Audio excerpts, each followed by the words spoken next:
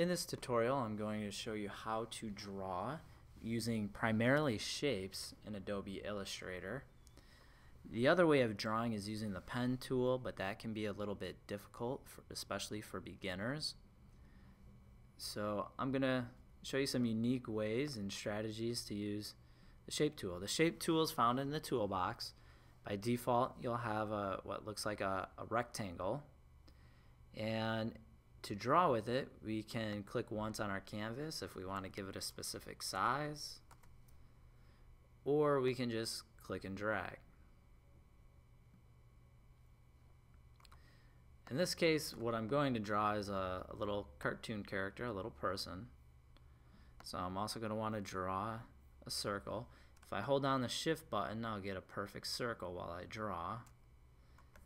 The same thing for if you're drawing a circle and you want a perfect, a rectangle, or if you want a perfect square, you just hold down the shift button. Now, this is going to be his head, this is going to be his body. Clearly, these aren't aligned correctly. So what I want to do is select them both, go up to the window menu, and go down to Align. And this first row here gives us our alignment options. We can align things, as you can see, to the left or the right. In this case, I want it centered. So that's going to be one of the more important panels that you'll want to use. I'll give you another example. Maybe we're going to make his eyes, and we'll change the colors here in just a second.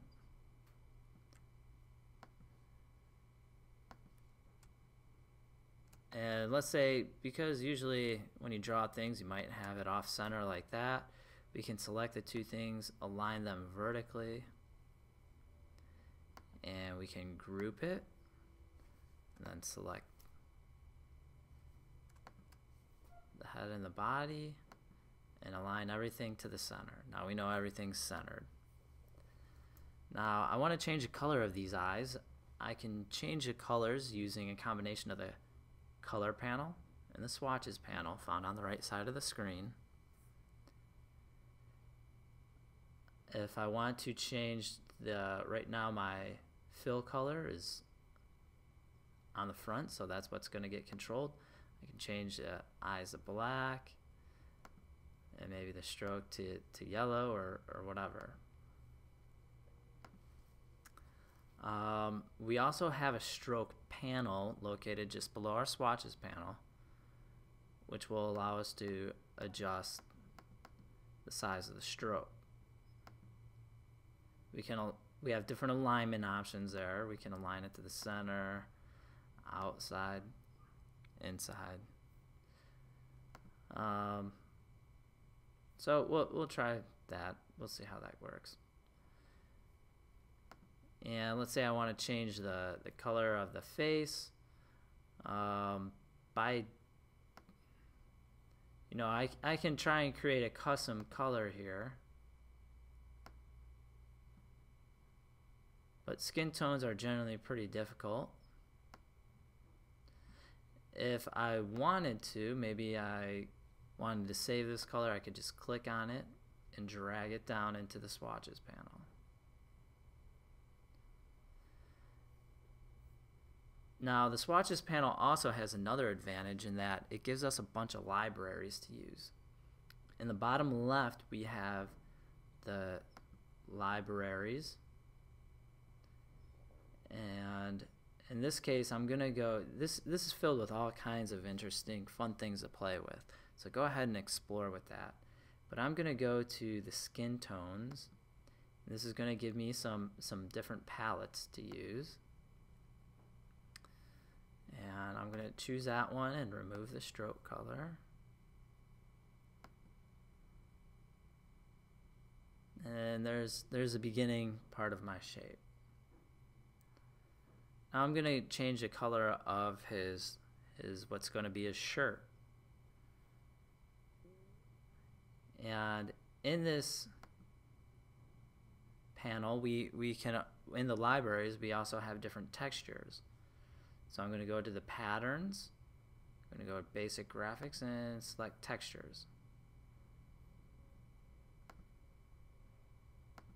So I can give his shirt, you know, different types of patterns.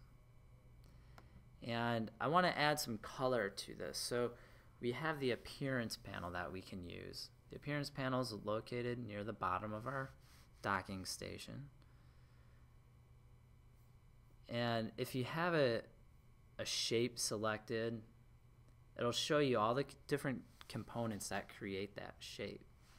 So in this case, there's a stroke, it's black, and it's 1 point, and there's a fill. So if I wanted to change the stroke, I could just select it and change it in my swatches panel. In this case, I want to take it off. But we can do a lot of interesting things in this appearance panel. There's a menu here, identified by the 3 lines and the little arrow pointing down. If I click on that, I can add another fill. And whichever fill is on top is the one that's going to be displayed. So let's say I put red on top, you can't see the pattern anymore. But if I click it and drag it below it, now you can see the pattern and the solid color. So you can play around and do a lot of interesting things using the combination of the appearance panel, your swatches, and your libraries. I'm going to make his shoulder and his sleeve right now. So first thing I'm going to do is I'm going to draw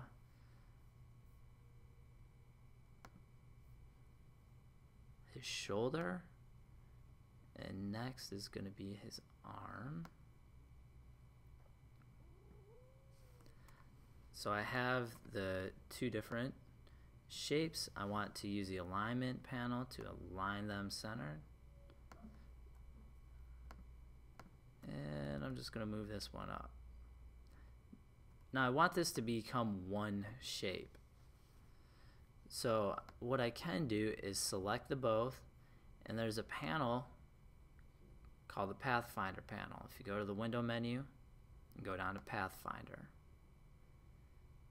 I have my 2 shapes selected,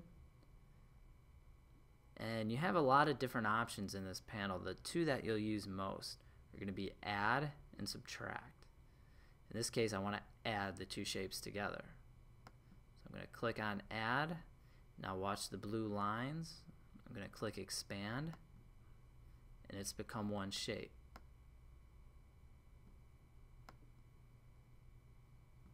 So I can put his arm in there. If I want to arrange it differently, right click, arrange, send it to the back.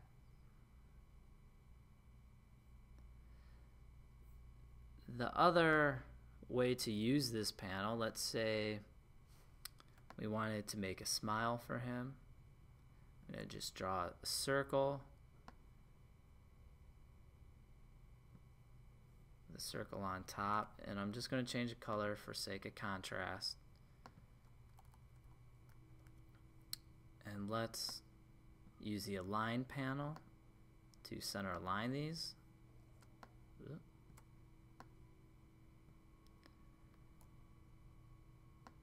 And I'm just going to move this down a little bit.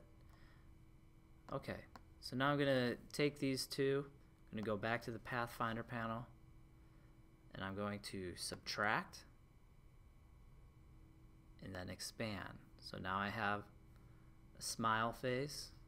I can go back to my skin tones and give him a skin tone.